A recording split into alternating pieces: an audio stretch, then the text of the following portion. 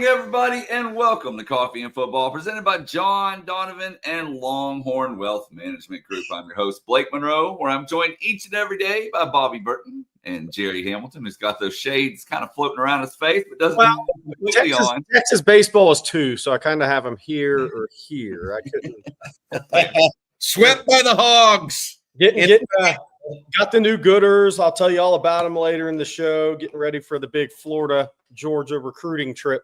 Excited about that to bring you guys all the news from those states. Hey, Blake, before we get into some football news, because Texas took a transfer portal quarterback yesterday we want to talk about. I wanted to ask you about baseball getting swept by Arkansas. What happened up there? It looked like the scores were a little lopsided almost the first couple of games. Texas having problems with the bats. Yeah, definitely. I think it's just, well, number one, it's baseball. So anything can happen, obviously, but it wasn't the best showing those on Thursday and Friday night. We talked about it on Bases Loaded a little bit, but just couldn't get the bats going. They definitely had the pitcher's number all 3 days, as you can tell by the score. What is that? A combined 28 runs over 3 games. So, pitching was off, but just one of those weekends. And guys, I'm also not one of those blame the officials, but that was one of the most inconsistent strike zones I think I've ever seen in my life. It just crazy all across the board there, in my opinion, anyway. But yeah, I mean, just it wasn't their weekend. Now they got a rebound, come back and play Florida this upcoming weekend. And I said it, I've been saying it for 2 or 3 weeks now on Bases Loaded. Florida's getting hot, and then lo and behold, this morning the new rankings come out. Florida's now back in the top 25. And then they go to a top 20 OU the weekend after that. So the SEC grind definitely does not get any easier. But not a good showing for the Longhorns this weekend. But it's the first series loss for them all season. So I was going to say sometimes a little reset's not a bad thing. No. You don't want it to be a 3-game sweep at Arkansas, but you've had a much better season than expected. You rose to number 1. Sometimes that little reset's not to get refocused is not the worst thing in the world, especially this time of year. You have 2 series left in SEC regular season play. Then you go into the SEC tournament and then in the postseason. Another big key for me is because they got swept by Arkansas, they have a 2-game lead right now in SEC regular seasons. They can't end in a tie with Arkansas, or Arkansas wins the regular season because they won the series. So Texas has to win these next 2 series. If they win these next 2 series, I think we'll see them be the SEC regular season champs. So even if they lose a game in each, they got to win each of the next 2 series. You don't want to end in a tie with Arkansas. Good point here from Longhorn Frenzy. He says Arkansas had major league arms on the staff. 100%. The stuff they were throwing Thursday and Friday was absolutely filthy. So they went up against some big time pitchers, including one of the best freshmen in the nation. Hey, I want to add this while we're talking about other sports than football. Dr. Brett Wilkinson put up a list of where Texas now stands in the all sports trophy realm for the SEC.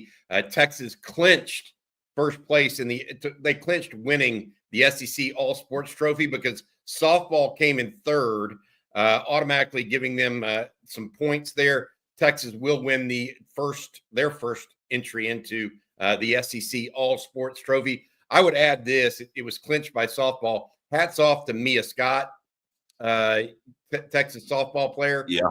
On Saturday, listen to this, guys. She played every single position on the diamond.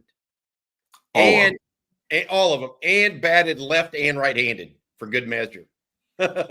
So that's Mia Scott. Congratulations to her, Mike White and his crew. Third place in the SEC is basically 4th or 5th in the country. Yeah. So good stuff for them. They're going to go into postseason play. They swept Kentucky over the weekend. So hats off to the entire Texas athletic department, but in particularly Mia Scott this morning for what she did over the weekend. Yeah, look, I mean, winning the all sports trophy in year 1 is a big deal. And when you look at that 18 to 22 completed, and you already won it, that's essentially like going out and winning a match play 6 and 5 in golf. I mean, it's over early. You go ahead and go on to the 19th hole. You're done. We got this taken care of. That's pretty impressive in year 1. That's domination is what that is in year 1. You completed this thing with 4 sports left. That's a dominant first year in the SEC for University of Texas athletics. Yeah. All right. By the way, I didn't say it this morning, but if you're new to the show, be sure to tell us where you're checking in from and what you're drinking. If you have any questions, be sure to get those in as well. We're going to get to those here in a little bit. And what I thought was going to be a slow news morning ended up being a very eventful weekend. So there's a lot to talk about this morning, guys, including 2 new commitments for the Longhorns football team. Absolutely. 2 of them. One of them took me a little by surprise, be blunt. Texas took a second quarterback, another quarterback, this one in the transfer portal. And I shouldn't say second quarterback because really KJ Lacey was a high school guy, but Matthew Caldwell, who started the final 5 games at Troy University last year, has signed with the University of Texas. He passed for 1,600 yards last season, 13 touchdowns, 8 interceptions. He was courted by several different schools kind of as a premium backup, or he had a chance to go some places and be a starter. He chose Texas over Auburn and others.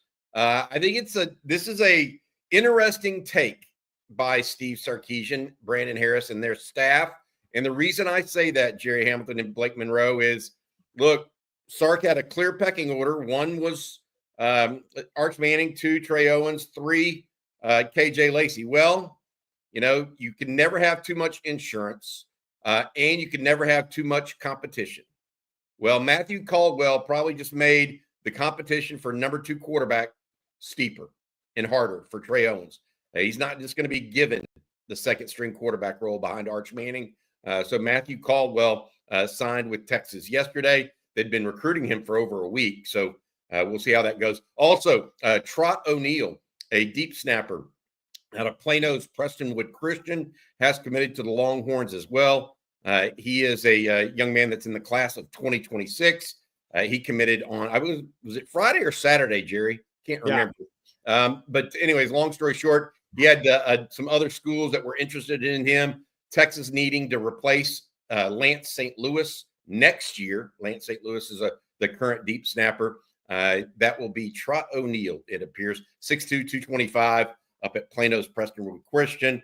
We'll have more on. We're definitely going to talk a little bit more on this Matthew Caldwell situation because I think it's very, very interesting what they decided to do. Yeah, so I think there's some layers to this, and if I'm repeating myself for those that saw a live stream last night, I apologize. But look, I think there's several layers to this, and I think number one is, in the offseason, these coaches they're coaching to perfection, right? It's all detail oriented, and there's no way you make this move unless Steve Sarkisian in the offseason is sitting thinking about Alabama game in 2022. When Quinn Ewers goes out, Hudson Card gets hurt, and a walk-on was warming up on the sidelines. And you did not know what was going to happen at that point in time. Now it's a different situation. Texas has more quarterback depth. I also think it ensures the redshirt year for KJ Lacey to where, or even really not the redshirt year, the developmental year for KJ Lacey to where he couldn't have to be, if you have a rough injury run at quarterback, to where he's not just thrust into, just let's say at Florida game, first time you ever play at Florida, right? In that scenario, with as much as on the line for Texas this season, I think they wanted to stay out of that type of scenario. And I'll tell you what this also means to me. Sark loves his team. He loves where this team can go, because if you don't make this move unless you say you're going through every scenario in your head and say, we are way too talented if we get hit with some injury bug at quarterback to have not gone to every length possible to make sure we can have this type of season or close to the type of season we wanted. If we have, and here's the other piece. Texas lost 2 of their probably top 3 running backs within a week of each other last year in August. That stays in the back of your mind too. I mean, their season changed last year due to injury and what their plan was. So I think there's a lot of layers to this. By the way, I think it's the more I've kind of processed this is really good news for KJ Lacey. They see something with him, else you don't worry about the development here. I'm just going to throw that out. Yeah, I will add a couple of thoughts to that, Jerry, because I went back and looked at something. So you're right. When Texas played Alabama in 2022, okay. Remember, Texas coming off a 5-7 season. Quinn Ewers gets hurt at the end of the first quarter. Okay, Hudson Card comes in and gets hurt pretty quickly on his ankle. It looks like you may have to go to a third string or even further down the roster than that quarterback. Okay. And if you lost Hudson Card, okay, the very next game Texas played, okay, was against a very plucky UTSA team with Frank Harris. You think that Texas plays that game with a walk-on quarterback? Texas doesn't. It's not very possible Texas loses that game. And then 2 weeks later, they play West Virginia. If they don't have Hudson Card or Quinn Ewers. So that 8-5 season that set up Steve Sarkisian and the Texas Longhorns, it was that close to being razor thin margin. I don't think Steve Sarkisian wants to go back. I think they've learned a little bit. I mentioned this yesterday, or I mentioned this morning in my article on Texas Football, Jerry. Think about the University of Florida last year. They had 2 NFL quarterbacks, Graham Mertz and DJ Lagway, NFL quarterbacks, both of them going to be. Okay. They both got injured. So Texas played against a walk-on in DKR. Yeah. You think Sark wants that to be the case? And Texas wouldn't be playing a walk-on. They'd be playing a KJ Lacey, but he's not ready for college football yet. That's one of the things I've been told about KJ Lacey. He still needs to put on weight and add some size. That's why Sark, to your point, wants to redshirt him to give him that time to actually get bigger. So I look at it and I see a depth issue and a insurance policy of sorts. At the very least, you're going to get a competition for the number 2 spot at quarterback. And Trey Owens. Let's add another one to this. Sark watched at the end of last season Carson Beck get hurt in the game, and Georgia brings in, and it worked out for Georgia, but they have to bring in a guy that had very little experience. And then what happened? That guy had to start a college football playoff game.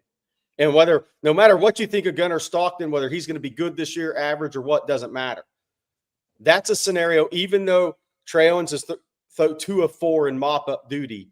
If you ever got in a scenario like that, you have the ability to bring in a guy that started a lot of college games and has played Division I football for 4 years.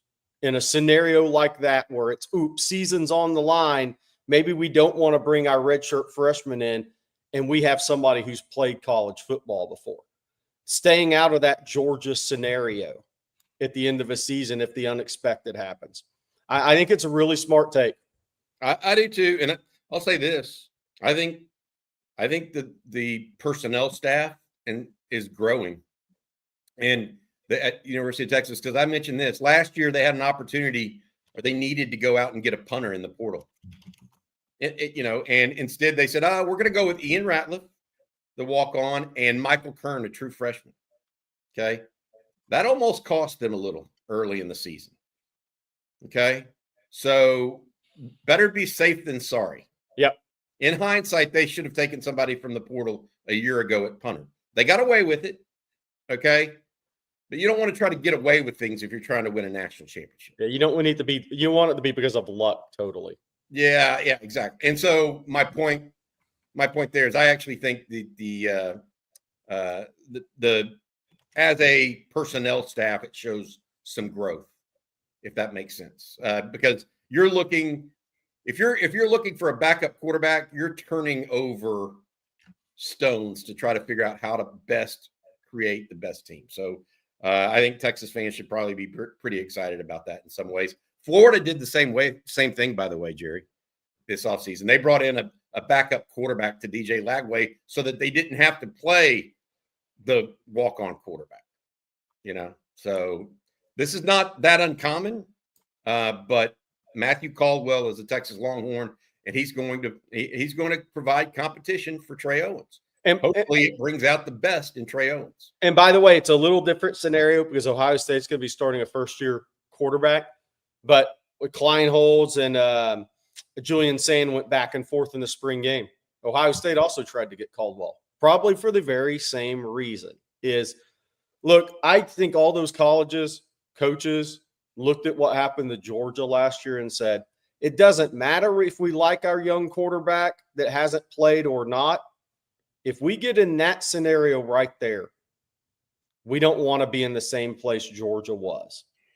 That's just due diligence. That's attention to detail. That's trying to maximize every single thing on your roster the best you can to give your team the best chance to go compete for a national championship. Bottom line. All right, Bobby, before we move on, I'm going to let you tell everyone today about John Donovan and Longhorn Wealth Management Group.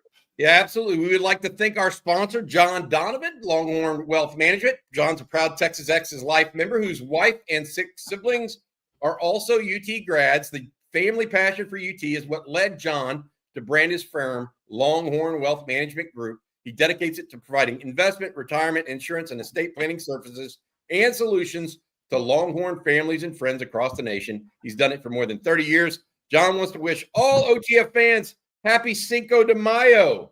Yes, we should have said that at the outset, Blake. Happy Cinco de Mayo to everyone.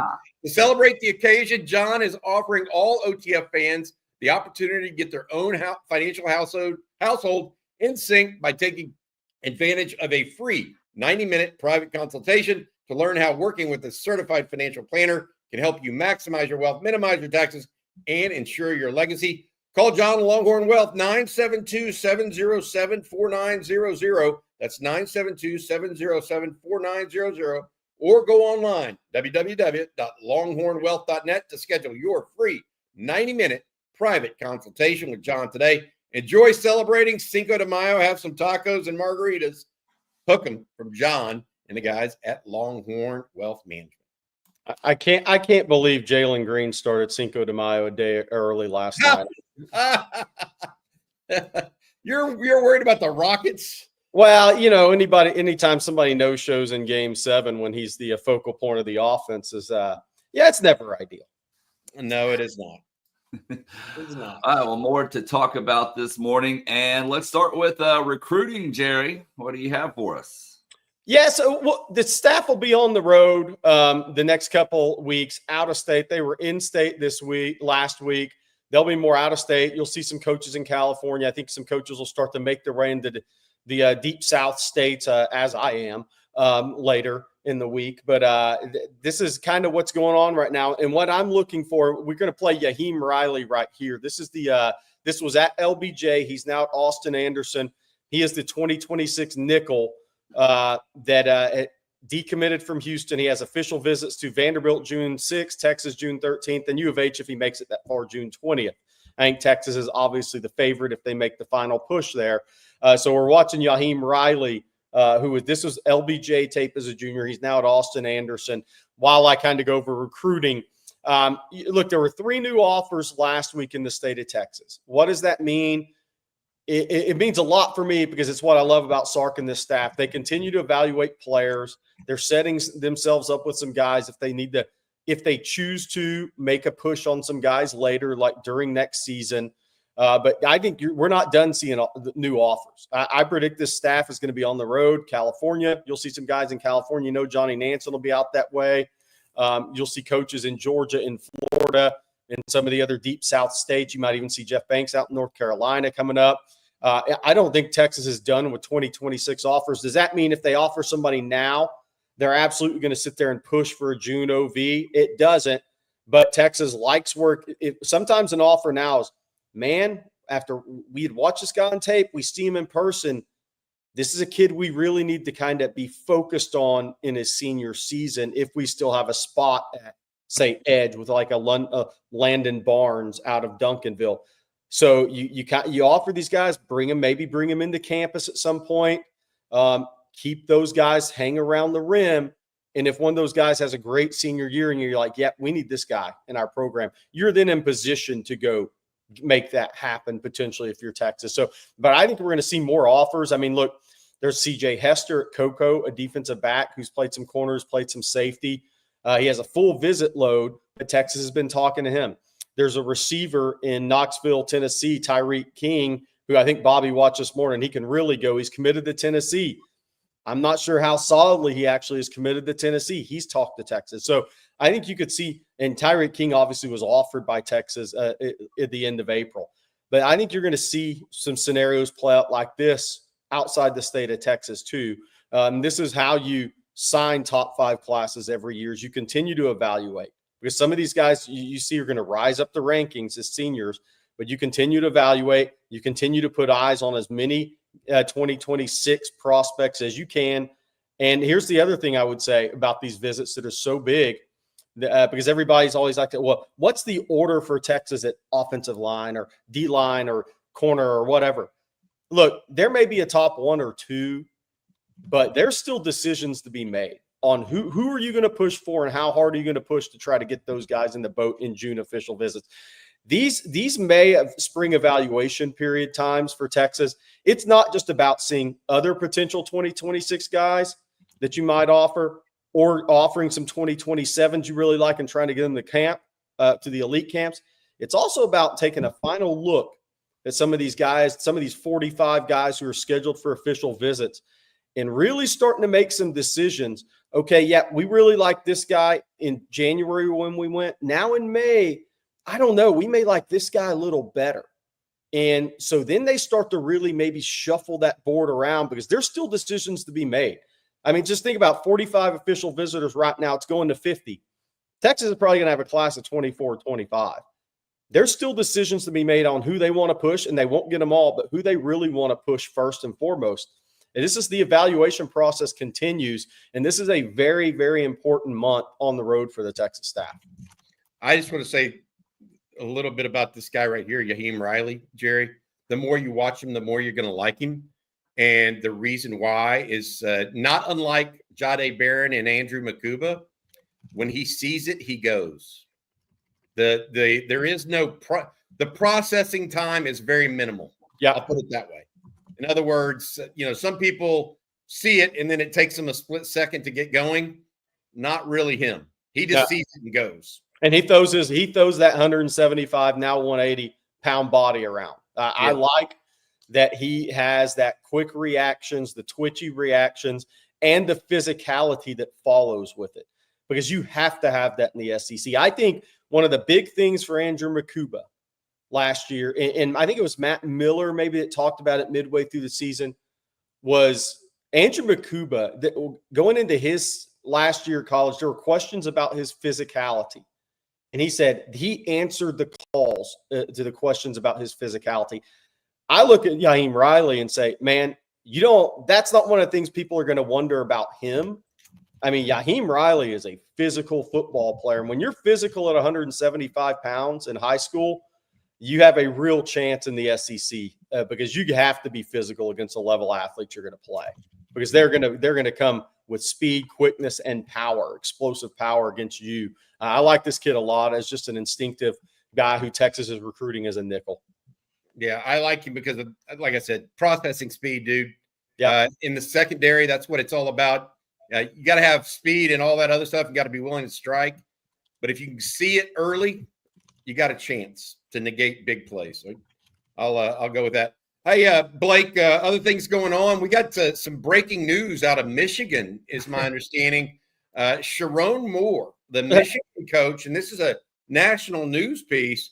The Michigan coach is going to be suspended for 2 games due to his involvement, I guess, although he's claimed non-involvement in the advanced scouting case with Connor Stallions.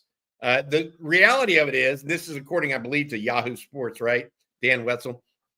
He's expected to miss game weeks 3 and 4 against Central Michigan and Nebraska. So that makes him eligible for the Oklahoma game week 1. If you're going to suspend a guy, that's stupid. You're suspending him in weeks 3 and 4 instead of 1 and 2. I mean, that's not even real. Is that real? They set up the BS too, is what they did with this. They're going to be, what's going to follow when all the questions come? Well, why isn't he suspended for the Oklahoma game? You know what they're going to come back and say?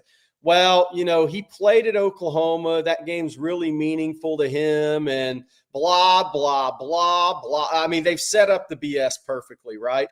Oh, he played at Oklahoma. We didn't want to suspend him for the game against his alma mater and his return to Oklahoma so they could celebrate him being a national champion, blah, blah, blah, blah, blah, blah, bull crap. That's all they do. Hey, if a guy, Saban used to do this too. It's like selective punishment. We're going to sit you out against Louisiana Monroe. I mean, no offense to all those guys. Guy gets in trouble, you sit him the next game. Yeah. That's the whole idea behind punishment. Otherwise, it's selective punishment. And it's like, what does it even mean? What are you trying to teach the kid or adult in this manner? I mean, you're not really teaching him anything by sitting him against Central Michigan. Anyways, I think it's hilarious. Like you look, if somebody did something wrong, you sit them the next available opportunity. You don't, oh, well, he's going to sit weeks 3 and 4. Where does that come from? I mean, who does? If you taught your kids that way, what would they think? I mean, literally. Yeah. They would think, oh, well, I can get away with it next time, basically, because you're lessening my punishment. Absolutely ridiculous.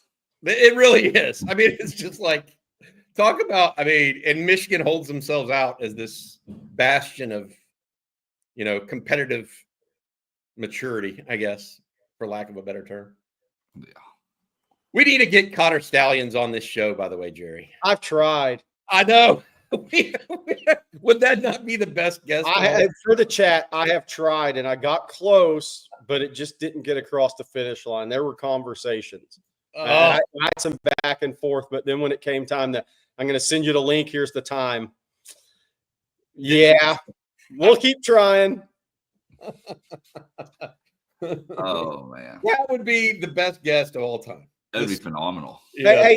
Hey, Blake, did you have the I sent an email this morning. Did y'all see what Dabo did? I give Dabo a hard time. Yeah. But he actually did something I really kind of like, the outside the box thinking. So they have a really good power forward, Ian Schifflin, who is going to be an overseas player, maybe a G League player at Clemson basketball. Really good player, 12 points, 9 rebounds, was on that Elite 8, Sweet 16 Elite 8 team 2 years ago, NCAA tournament team multiple years in a row. And he couldn't hit the portal. He's one of those kids that if he hit the portal in basketball, probably wasn't going to get granted an extra year. So Dabo Swinney went to him and said, I want you to come play tight end. And, the NFL does this.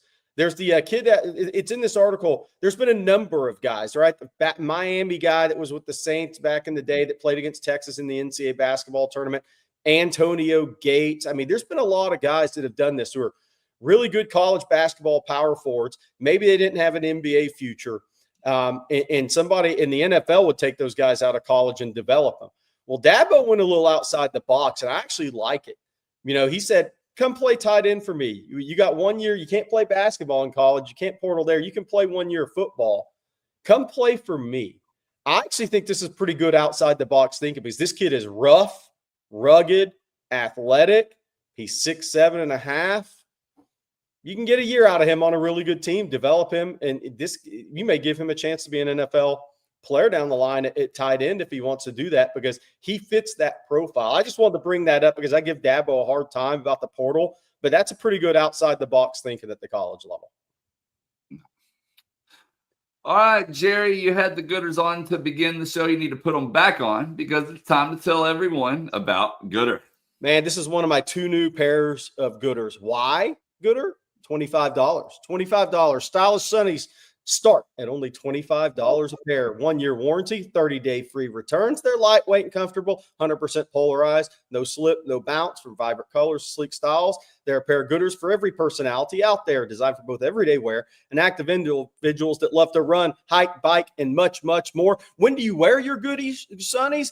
Anytime. A hike, a run, on the beach, cycling. If you're suspended games 3 and 4 and want to sit in the stands in Michigan, you can wear your Gooders.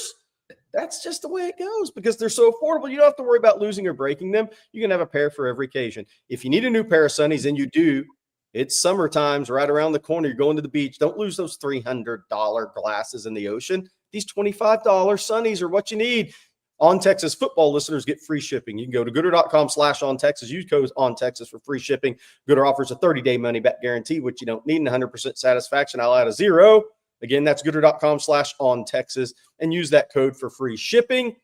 Just, hey, Sharon, if you're in the stands week 3 and 4, don't wear the Michigan Gooder. Stay away from those. Don't be too obvious.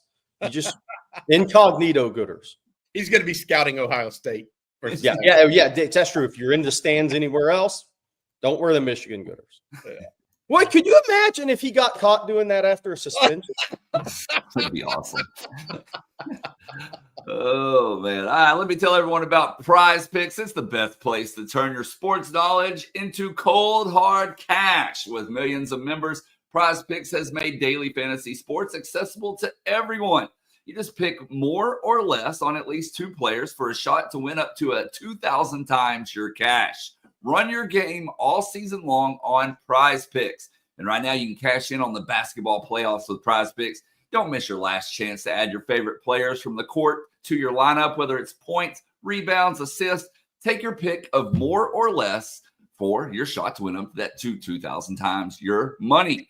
Turn your playoff hot takes into tickets to basketball's championship series as well. Starting with the play-in round, every lineup that you make on Prize Picks will enter you into the Takes 2 ticket sweepstakes, which could get you and a +1 a VIP trip to the championship. It's very simple. You think LeBron James will get more than 24 points, maybe Giannis for more than 35? Cook up your hot takes with your friends and win that money this season when you run your game on Prize Picks. You can also mix and match player projections from different sports. Combine your favorite basketball players with players from baseball, hockey, esports, and a whole lot more. And the best part is Prize Picks invented the flex play, which means you can still cash out even if your lineup isn't perfect. You can double your money even if one of your picks doesn't hit. So download the app today and use code ONTexas. They're going to give you $50 instantly after you play your first $5 lineup. That's promo code ONTexas to get $50 instantly after you play your first $5 lineup. And that's Prize Picks. Run your game. I'll take the under on Giannis and LeBron the rest of the way in the playoffs, by the way. By the way, I just got to say, Michael Jordan's sons are crushing closeout games in the first round of the NBA. Good job, MJ's kids. Jerry. No. Allegedly. It's not. Okay. Oh, man. All right, guys. Well, something we need to talk about is the track meet that took place at the end of last week, because I'm just going to play y'all the video and let you see it for yourselves. If you haven't seen it, this is nothing short of phenomenal, guys. Watch this. One of the best starters in the game is Braden Williams, and he is there. Here comes Tate Taylor. They're neck and neck. There goes Tate Taylor. I told you Tate Taylor was one that can win it, and I think he does. Wait till you see this scoreboard, guys. Yeah, I'm bringing it up right now. Here we go. Here, check this out. 9.92. 9.92 in high school. Woo. I mean, fastest time in the world this year, I think, is in the 9.8s. I think the craziest thing about, the 9.92s, and Anna ran 20.14 in the 200. But here's the crazy thing. 4th and 5th are freshmen. This record's not standing very long if both those guys stay healthy. Somebody's going to get it. Well, if you're Dylan Mitchell or a young man from Cy Springs, okay, you're going to spend the next 3 years of your life trying to save off 0.2 seconds off your 100-meter time. How's that for a job? The next 3 to 4 years of your life, all you're trying to do is shave off 0.2 seconds.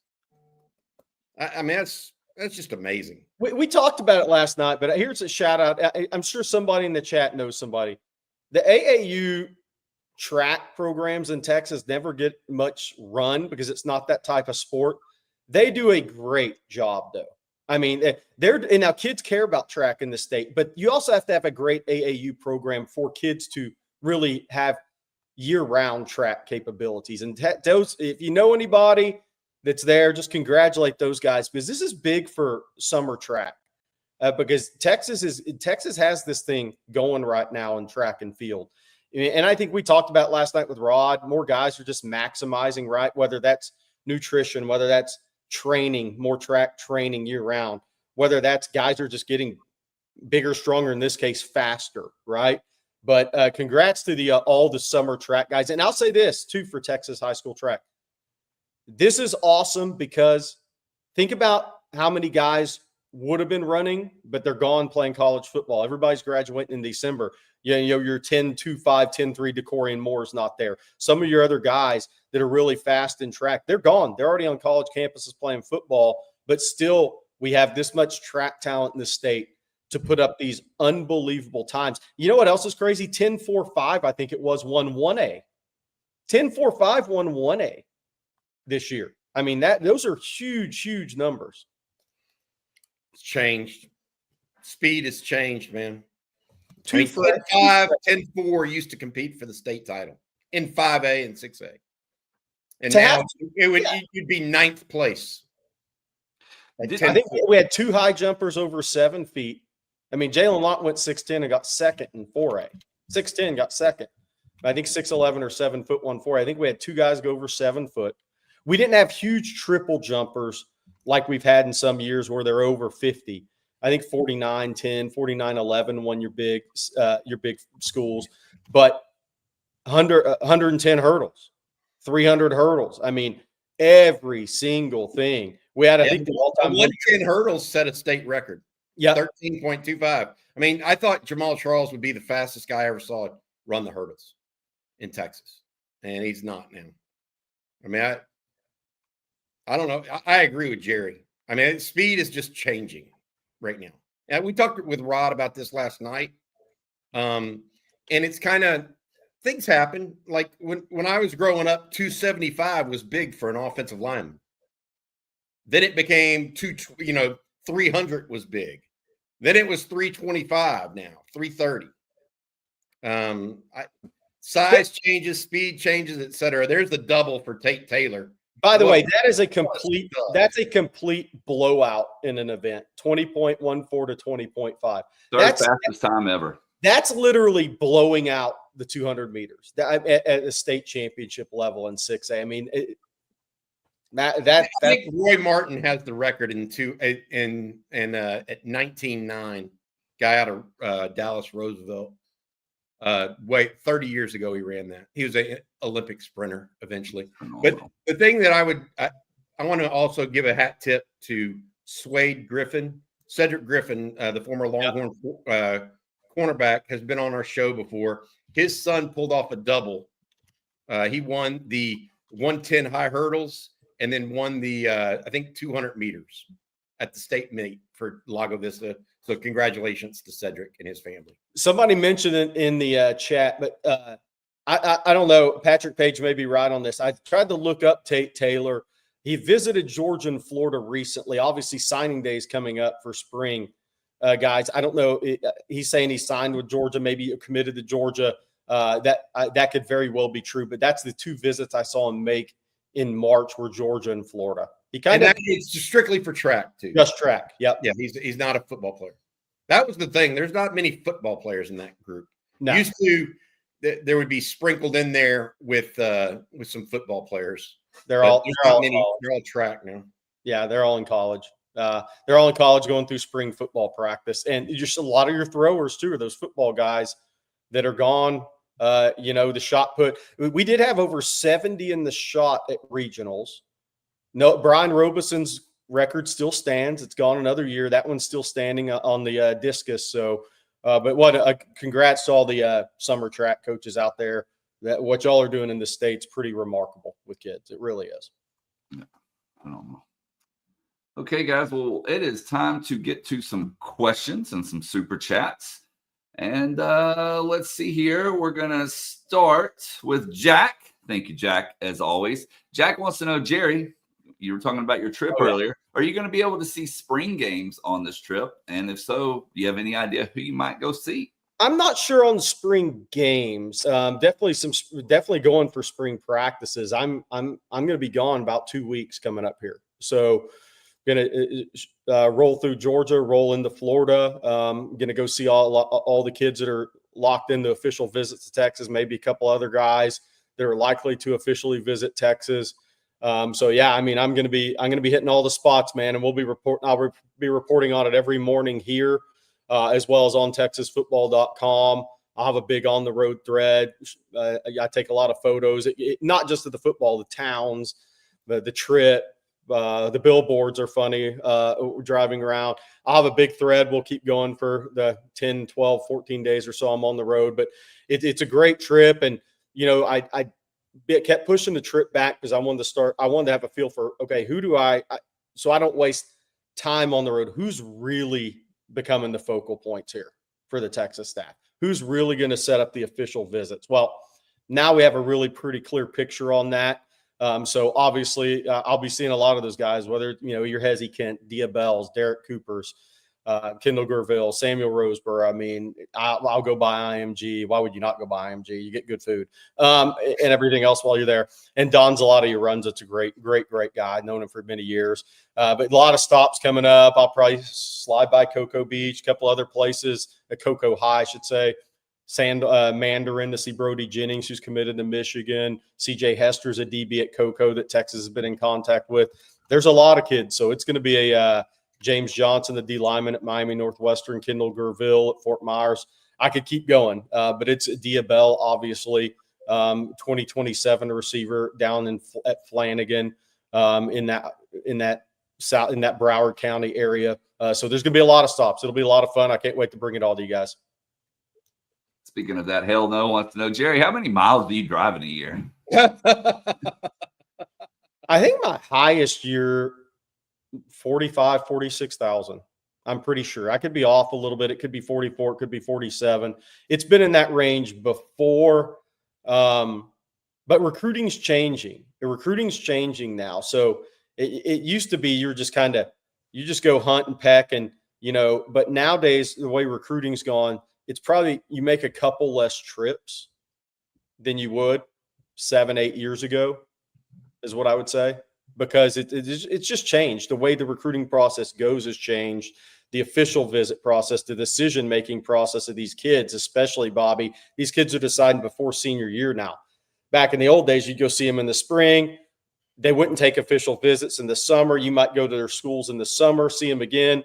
Then you're following them the recruiting process until they start making their official visits in November, December before signing it. Well, that's all changed. So it does take a little bit off the road time because when these kids are making decisions, as well as Nike camps, Under Armour camps, there's more of an AAU basketball opportunity to see all the kids condensed at one spot. And Jose asking the important questions. How many miles of jerky do you consume? Not this trip will not be as much because I am trying to care about my health a little bit more, and I'm fasting 3 days a week. So that's a loss. That's a lot less. You save money on food that way, by the way. Yeah. About that. I mean, dude, I don't know. That feels like $90 to $100 a week on the road right there. Gary, you ever back? So you said it changed 7 or 8 years ago. When it really changed was the invention of huddle. Yes. And the reason it changed and the proliferation of camps and combines, that really helped, because I remember in 1995 when I was, I think, second or third year doing this, I went in a car and I drove from Austin all the way to Baltimore and went into Atlanta and up Charlotte, all the way up parts of Virginia into Baltimore. And then 2 weeks later, I drove all the way up to Wichita to see a guy, and then drove over into St. Louis, Kansas City, and up to Chicago and parts of Michigan, and came back home. That was, in my opinion, I was like, man, that's a lot of driving back when I was young and I could handle that kind of thing. But now with the advent of huddle, you at least get a taste Right. You went of to what see these Michael players- Vick. Yeah. Yeah, you get to see guys at least a little bit before you go. So you actually have some expectations when you go by. Back then, you walk in, I hadn't seen film of, say, Drew Henson, Right. until, I hear he's really good, but I hadn't even seen him throw a football. Right. And so until you actually show up on his campus, you have no clue. So that's actually changed a little bit. The early recruiting has changed too, by the way. So you have a better viewpoint of who you need to go see. Like you're talking about, you can kind of pinpoint more. Back then it was hard, but now you got it. But I live vicariously through Jerry these days, and I enjoy the pictures of whoever was a great player at a certain school or what have you. That kind of stuff's fun for me. Just make sure you put an On Texas Football hat next to him. Get a picture like CJ does. That's one of the coolest things is when you go into schools, like if you go into, I'm just going to throw one out. You just say Tyler High, used to be John Tyler, right? If you walk in there and there's the Parade All-American Player of the Year David Warren photo from 1996 or 7, because a lot of these high schools have their wall of kind of honor, and they just have pictures of the guys in their college uniform or with their high school, if they had that type of award. North Shore, same way. You walk the hall at North Shore, you go from the head coach's office down to where you go out to practice, and there's Corey Redding, Parade All-American. There's Joe Walker. Just go down the list of all the North Shore players. Cedric Cormier, Andre Garreau in their Colorado jerseys that they sent back to the school, or pictures there, or not their jerseys, but pictures of them. And it's great for the historical perspective of like, golly, man, I remember watching that guy, and it kind of takes you back. It's funny. You remember crazy things. Rod Babers, we talked about this on the show, that the year that Cedric Cormier was a senior, he got a concussion returning the opening kickoff against Converse Judson. He was their quarterback. Game over in the state semifinals. They had a great team. And it just brings back memories of what you saw, right? Casey Hampton pictures at Galveston Ball. You think back to watching him destroy everybody in high school. But hey, Bobby, who was the best player you ever walked up and had never seen before? Oh, wow. Was it Michael Vick? I did not expect Michael Vick when I saw Michael Vick. He wasn't even the highest recruited quarterback in Newport. Right. That whole area. He might be one. Still have, I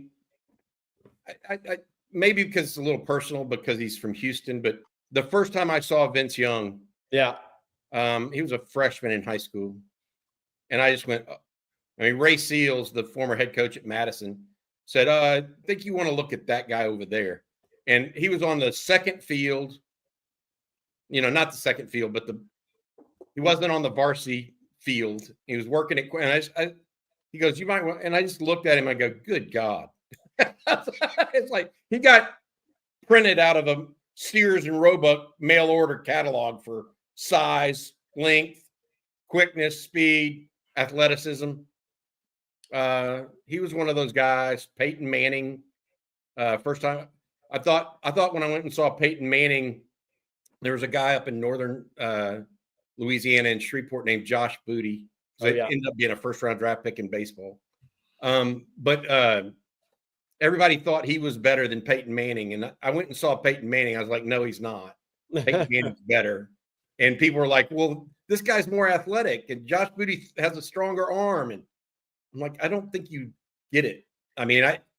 Quarterback is not about strongest arm necessarily. It's helpful. It's not always about speed or athleticism. It's about know-how.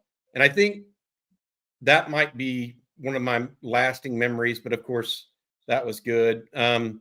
Anquan Bolden. I did not expect I don't know if y'all remember him or not, but he was from Pahokee. When I saw him the first time, he blew my mind away. He's one of the best athletes I've ever seen in my life. And now he ran a 4.6 all day. No, I mean, I bet the only time he broke a 4.6 was when somebody was chasing him. He was one of those type of guys. But my goodness, what an athlete. I mean, I think he could have played pro in like 6 sports. But no, good question, Jerry. Good question. I'd have to think a little bit more about that. A lot of good guys I've seen through the years, man. A lot of good guys. We have a super chat here going back to what we were talking about during recruiting with Riley, and it's from KD35. I am the best. He says if Akina offers a kid and wants him, he knows ball. Yeah, I mean, look, Texas. Jerry went over this a little bit, and Texas has a lot of offers out right now in the secondary, and they're not being over anxious with them. Like they're not pushing guys to commit. I think we'll see a little bit of that in come June. But I'm a big fan of how they handle recruiting, and I do think that Dwayne Akina has an eye for it. But Devon Benjamin, everybody wants. Yaheem Riley, I think they found a guy in Central Texas that they like, and they've had success with that, by the way, with Barron and Makuba here recently, right? So I feel Taft in Central Texas. So I feel like they've got an idea of what they're doing in the secondary right now for sure. All right, Bobby, if you would, tell everyone out there about Pesty. Yeah, absolutely. This is a company that my wife and I actually use. If you're tired of dealing with bugs, ants, insects of any kind around the house, we get some ant problem whenever it rains. Nobody likes it, but using a professional service can often be more expensive than you want. That's why there's Pesty, an affordable, pet-friendly, self-service solution. It comes in a box. All you have to do is do the instructions, get it done. Takes less than, I did the whole house in 5 minutes. Other pest control companies charge over $800 per year, but with Pesty, you can get started at just $35 per treatment with a customized plan based on your location, the bugs, the climate, etc. Pesty is easy to use. Everything you need comes in one simple package. The kit includes a sprayer, mixing bag, gloves, and with instructions you can complete in a short period of time. Pesty gets rid of over 100 types of bugs, from spiders and ants to roaches, scorpions, etc. Pesty is kid and pet friendly. The pesticides they ship are fully registered and have been used in hospitals, schools all over the country. Pesty also offers a 100% bug-free guarantee or your money back. If the bugs don't go away, you get a free refund. Nobody likes being bugged, especially, by bugs. And when they do show up, you want them gone fast. With Pesty's do-it-yourself pest control, you can protect your home easily and at a quarter of the cost. Protect your home from bugs with Pesty. Go to pesty.com/OTF. That's pesty.com/OTF for an extra 10% off your order. That's pestie.com/OTF for an extra 10% off. Save money on your home pest service solution. I'll bring this one up real quick so I answer this. DKRD, Jerry, we're currently leaving our cheer competition, 7th in the nation. There you go, going for a national championship. Headed to Miami with our son, Austin. Any recommendation for good eats? I'll let the chat chime in on Miami. Anything South Beach, Lincoln Road, but I have not. When I lived in South Florida, I really wasn't in Miami a lot. One of my very favorites was Ocean 234 in Delray. If you get up a little bit north, depending on what your plans are. I'm a big Oceans 234 guy up in Delray. I was more Delray up to Jupiter, Palm Beach Gardens, Stewart, when I lived down there. And thank you for your super chat, DKRD. We appreciate it. Well, I would say this: Joe Stone Crab was one of those I wouldn't say once in a lifetime experiences, but it's good. All right, let's go back to Caldwell for a little bit because we have some questions regarding that. And we're going to start here with Laguna Beach Longhorns. Says, good morning, gentlemen. I agree picking up an experienced quarterback. One question. In the blowout games, if Caldwell becomes quarterback too, do you expect Trey to still get some playing time, or will it be Caldwell only? This is a great question. It is. This is one of the things that I think, Jerry, you and I were discussing. I think if Caldwell wins the job, he's going to get some playing time. that doesn't mean you don't go quickly to Trey Owens, right? To get Trey more reps. But I think you got to, if Caldwell beats out Trey Owens, Caldwell's going to get the majority of 2 snaps. Yeah. I mean, that's the nature of the business. I mean, Sark's not running, he's running a football team that's built on meritocracy, not on anything else. And so Trey Owens is going to have to win that job. He wins that job, then, so be it. Yeah, I mean, yeah, I would say this too about Caldwell. He'll play. They're gonna play him because you took him in case of injury. So he's never played in this system. Trey has a year and plus in the system now. They're going to put Caldwell in the field at one of those games 2, 3, or 4. They got to let him get a series with the uniform on because they took him in case they had injury issues. I don't think the plan will be you just wear the uniform all year, you never get into a game. I don't think that's the plan. That's not why you take a guy like this. And we have by the way, I'm interested to see if there's any, just because he's an older player and a bigger body, if there's any red zone QB runs, if there's anything they don't want Arch doing, and that's not really Trey's game, is there some situational things with this guy too? Interesting that he played for somebody who used to be on Neil Brown's staff. Yeah, I mean, he had 5 rushing touchdowns last year, I guess is what you're alluding to there. Maybe he can do some red zone runs. We'll see. It definitely could do some red zone runs if Arch Manning is injured, for example. Or you don't want to take that risk of the Ohio State side shot dot. Yeah. I could see that. But I think you play whoever wins the job. I mean, I'll be honest. I mean,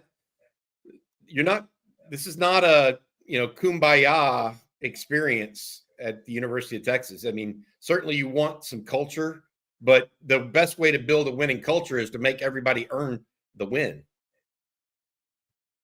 That's how it works. It's not given to you. You have to earn it.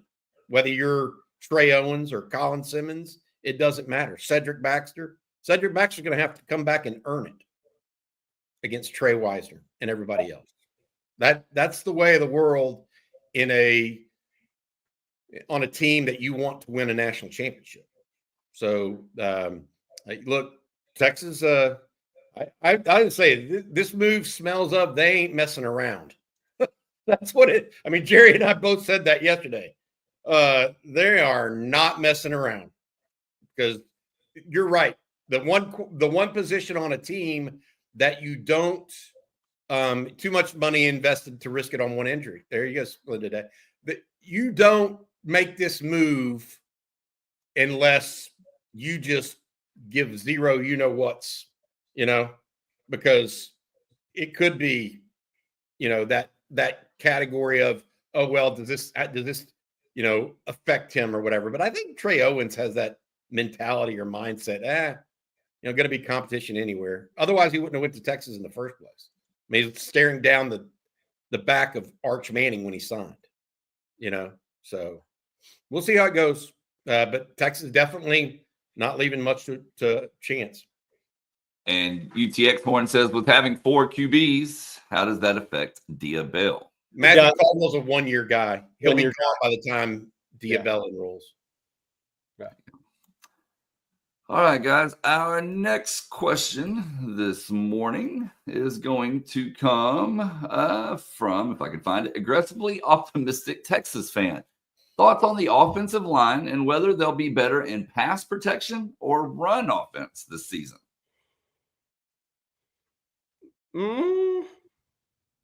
I thought they were better in pass pro last year. Yeah.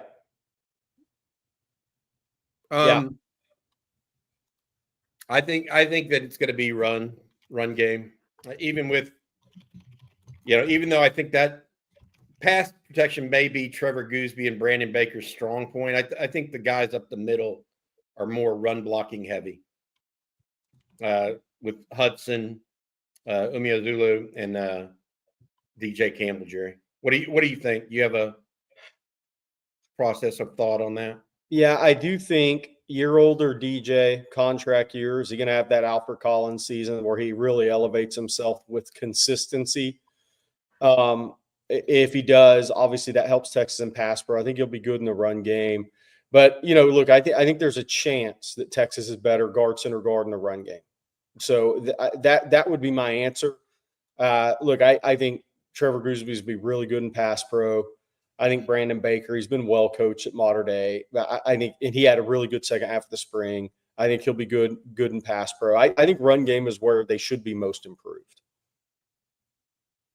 Hey, before we go to the next question, I want to say a couple things. Congrats to Scotty Scheffler, Longhorn golfer, won the Byron Nelson this weekend. Had one of the best. He just ran away from the field at times on over the weekend. And then also I want to say a happy birthday to a friend of mine, Arthur, turned 58 yesterday. Jerry and I know him quite well. Congratulations to him. 58 years young. Age is just a number, Arthur. Age is just a number. By the way, I'm going to throw a shout out.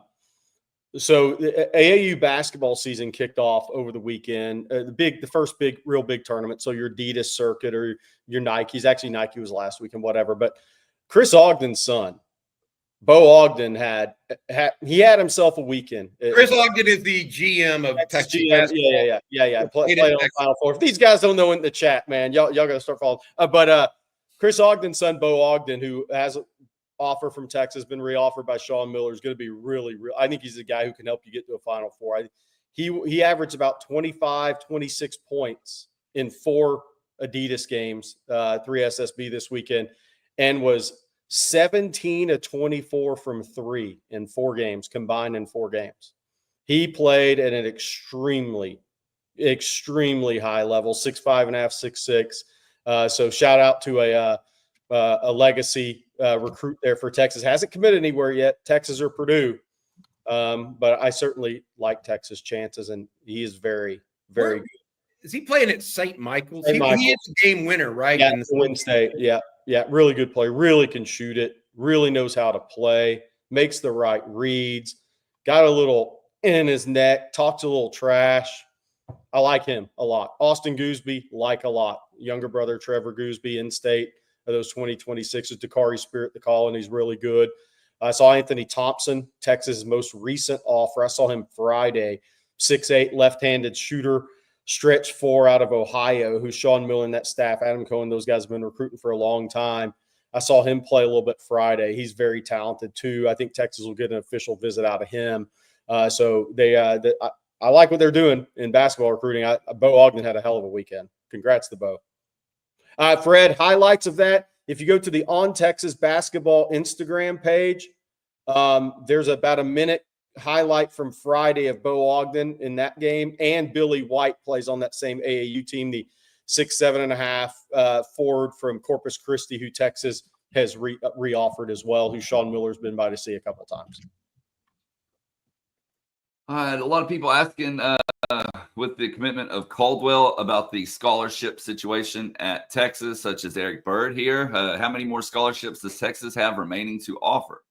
So I've got CJ and myself went over this. We've got Texas at 84 now. Yeah. And so that would be one more. Now it could be that we're off by 1. Just want to preface that. Okay. Where I would be missing, I'm not sure, but it could be they're at 84 or 83. Where do I think they might go next? Look, they lost an offensive lineman to the portal in Malik Ogbo. They could go for a receiver, perhaps. They already got a really good receiver in the portal, and they got good young guys. I don't think they're going to go anywhere on defense at this point. I think they made the decision to kind of close up shop there. So I'd be looking at offense, perhaps another tight end, if the right one came along and was an inline guy. Because right now, other than Spencer Shannon, Jordan Washington is an inline flex guy. Jack Indries, his strength is catching the football. While he can be a blocker, it's really catching the football. So, there's probably a couple different ways they could go. I think they have one or two more spots left, though. Hey, before we get to the last couple of questions and ad read, I want to say this on basketball for anybody that missed this too. It happened I think John Rothstein put it out Friday. Looks like Texas and Sean Miller's first game at Texas is going to be against Duke. Texas and Duke looks like they're going to play the opener, each other in the opener. Not a bad opener. Oh, hey, Sean Miller, do not wear black uniforms against Duke. That did not go well. JJ Redick had 40 plus.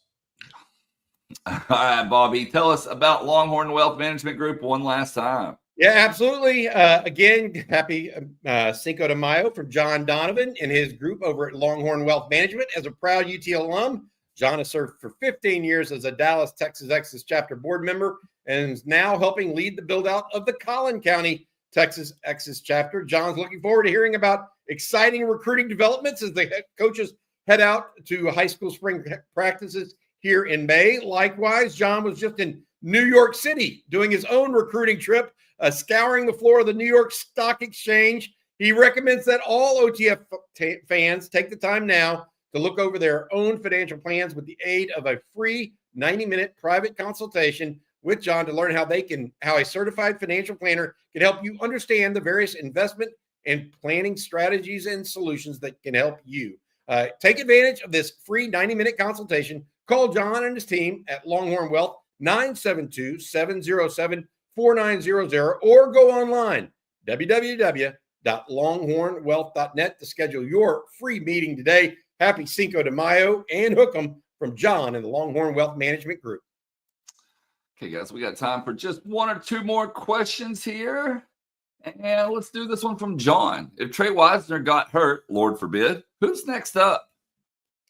To be determined. Yeah, TBD. Now, talent, but it's to be determined the pecking order, right? There's talent. Christian Clark, strong spring. Jarrett Gibson, strong second half of the spring. James Simon, really impressed. What's that pecking order? Cedric Baxter, when he gets back, what's the pecking order going to be? I personally believe that the number 2 running back behind Wisner will play out in games 2, 3, and 4 this season. I think it's going to play out on the field, not so much the August practice. Now, that doesn't mean somebody won't be 2-3 against Ohio State, but I tend to think this stuff's going to actually play out in the games. And our final question for today comes from Jay Dobbs. When Texas brings in a portal player, do the coaches sit the other players at that position down and explain the situation, or do you just let team leadership work itself out? I think that Texas clearly talks to those guys. I will say this,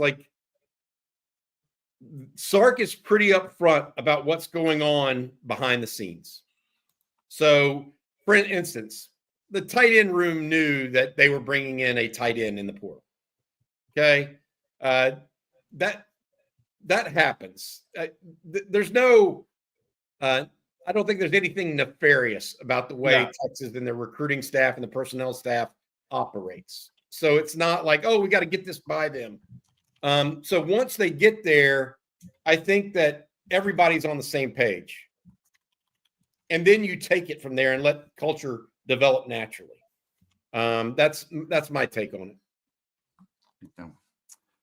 All right, guys. Well, that's going to do it for today's episode of Coffee and Football, presented by John Donovan and Longhorn Wealth Management Group. Want to thank them, along with Pesty, Gooder, and, of course, Prize Picks, all for sponsoring today's show. Bobby, what can people expect later today? Yeah, absolutely. So later today, Jeff Howe going to get together with CJ Vogel, do a little Longhorn Weekly comment and stuff, but not only about the quarterback coming on, but also where the coaches are at. Then they have Rod Babers, Bob Shipley, and CJ do the winning drive starting around 3:15. 7 o'clock tonight, Jerry Hamilton and I talk a little recruiting on Talking Ball. Get your recruiting questions ready, and we'll answer them for about an hour on Talking Ball tonight. Thank you so much for watching with us. And make sure you check us out over at ontexasfootball.com, by the way, as well. A lot of recruiting news going on kind of as we speak. And if you're not a member, let me save you a little money. If you want to sign up, you can use promo code OTFOG That'll save you about $10. You can lock in an annual subscription for under $50, $49.95 for 1 year using promo code OTFOG at ontexasfootball.com. Well, we will be back same time, same place tomorrow. So for Bobby Burton and Jerry Hamilton, I'm Blake Monroe.